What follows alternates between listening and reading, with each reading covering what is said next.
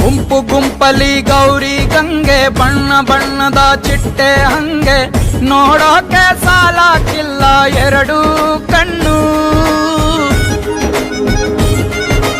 ಗಂಡು ಹೈಕಳು ಬೆಪ್ಪಾಗವ್ರೆ ಬೆರಗು ಕಣ್ಣಲ್ಲಿ ನೋಡ್ತಾವ್ರೆ.